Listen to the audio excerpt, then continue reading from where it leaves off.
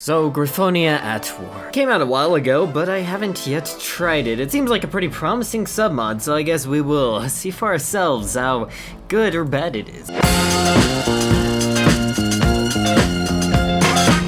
Changes this country, small country, Arantiga. Never played as them before, probably because they're pretty small. They never seemed the most interesting, but I'm sure there'll be some flavor element added to it. Lots of short focuses though, which is a good thing, usually a good thing. We can't really do any of our political focuses yet though. I guess we could do our industry focuses. I guess our industry focuses are kind of locked off too, so. And we'll just do nothing. Okay, so the generals, all good things, just starting coups, just doing normal general stuff, you know, don't mind them. Okay, and the Emperor of the Griffonian Empire to our north is, you know, has demonetized, but along with that, I guess we could the government, so that's amazing, yeah. Now this guy's in charge, Dorotheos. He seems pretty cool, you know. Can do some nationalism, get some free factories, I don't know. For years, the Wingbardians have exploited us. Yes, we must rise, we must conquer them. Yeah, we left their faction too, so. I have doubts about us beating them, just looking at the relative factory counts of their faction versus us alone, but I don't know. I still have some hope, you know. You know, I'm an optimist. And okay, Wingbardi is going through, a communist revolution, it appears. So, yeah, I'm not too worried about them anymore. Their faction is all but gone, even though I guess these guys are guaranteeing each other. Smart, you know. Now I can't as easily conquer them, even though it would already be quite the task to conquer them with my very small army, but yeah. Wingbardi doing this may, however, have some downsides too, because if the communists prevail, which they will, they'll create a faction with other communists around the world, and then they'll be very hard to defeat in the end. And that will, you know, we will convince dissidents. We're being friendly, we're opening up communications with the enemy. We also have more military factories for our peaceful invasions that are being planned, yeah? Apparently, we live on the ashes of some destroyed empire of Arantiga. We were like the great Arantiga. We can recall our brothers who've been, you know, dispersed to distant lands to come back so that we can, you know, rebuild our empire here in Arantiga. I guess let's try to recruit some of our brothers in Catarin. What's even gonna happen? It says the Catarin Legion will serve us in our quest to reclaim the Arantigan Empire. Oh, I see. We get a free division. They're okay divisions, I'm not gonna lie. They're not the worst divisions ever. If we keep doing this, we could potentially fight these guys in not too terribly long. Okay, our fearless leader apparently has a lot of issues. Yeah, I don't know about this guy for sure. I don't know. Maybe he's just misunderstood. I don't know. We do have a choice of where to first pursue our conquest. We can either go to the south or go to the north.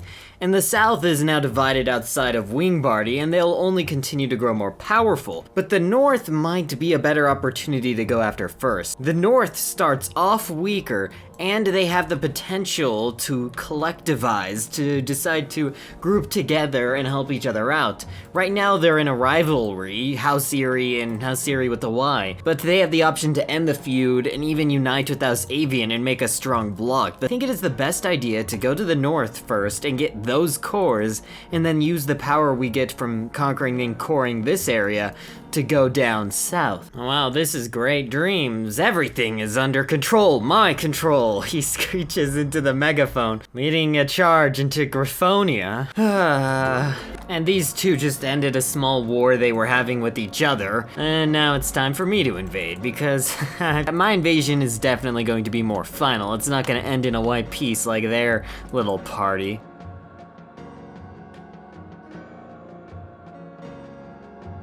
Okay, easy enough. And once we're done doing this economy focus, we will core this, and then we'll go after Avian, do a few more economy focuses, and then we can easily take out Fansistria and Toulouse. Okay, now we'll go after Avian. They rarely have an army, but they do have, oh, I was about to say they have an industry, but no, they don't really have an industry. They have some civs that I think they're just trading away though, so we'll still take them, just get our last core here.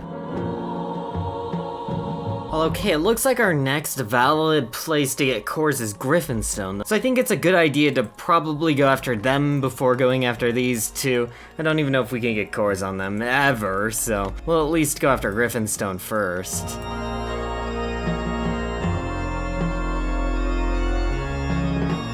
Okay, and they lost, of course. We also got a war goal against Romer too, so we can go after them before they get powerful. Late in game, they can get a decent army, and when you only have to defend one island crossing thing, you can pretty much defend forever, for the most part. And we'll go into war economy too while we're at war, before I forget.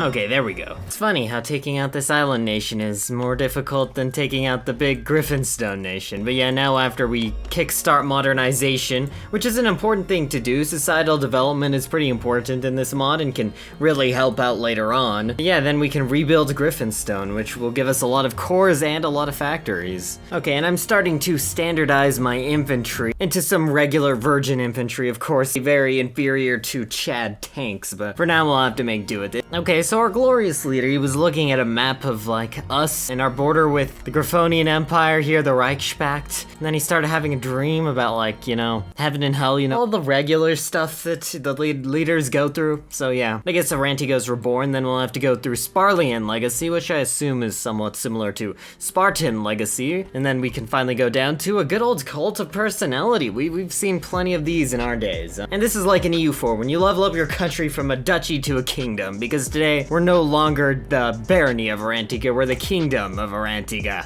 Hopefully we'll be the empire of Arantiga soon enough, maybe. And I assume we'll probably get a free war goal against Francistria and our focus tree eventually, but this is just such a good opportunity to take them out. We have quite the army, they're weaker than us, so why not declare now before something happens, before someone else conquers them, I don't know. They did call Toulouse into the war too, but that's just one less war goal we have to justify.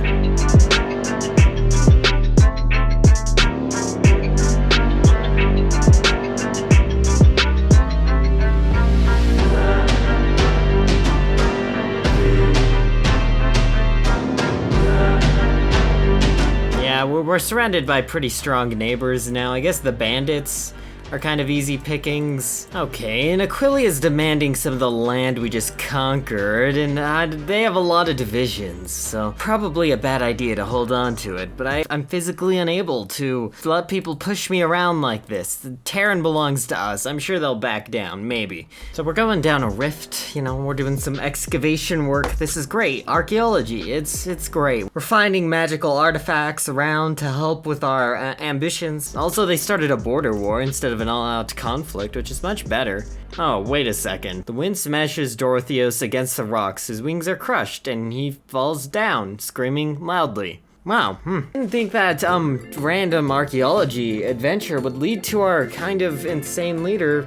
I mean, our glorious leader, he's gone. We don't have to keep that up anymore. Our insane leader, yeah, I didn't think that would lead to his demise, but now we have a new leader. Great, yeah. Well, the mod is a little bit broken. Instead of decreasing the effect of one total chaos focus, it just added another total chaos focus that's not as bad, but it's okay. We can have two total chaos focuses. I'm not that mad. We're a pretty strong country. It's fine. We can also now establish a republic or establish a kingdom, so I think the choice is pretty obvious. Okay, yep, and we established the kingdom. It really didn't change anything. I think this guy's name just changed, apparently. But yeah, I think that's kind of the end of our journey, of whatever happened there. Now that the national spirit is broken, I'm probably going to end it here, but everything after this is kind of just finding our place in the world, finding other allies if we want it, even though none of the conditions are met for anybody to actually become one of our allies. But I guess if you want to see more, remember to like and subscribe, and I'll see you guys next time.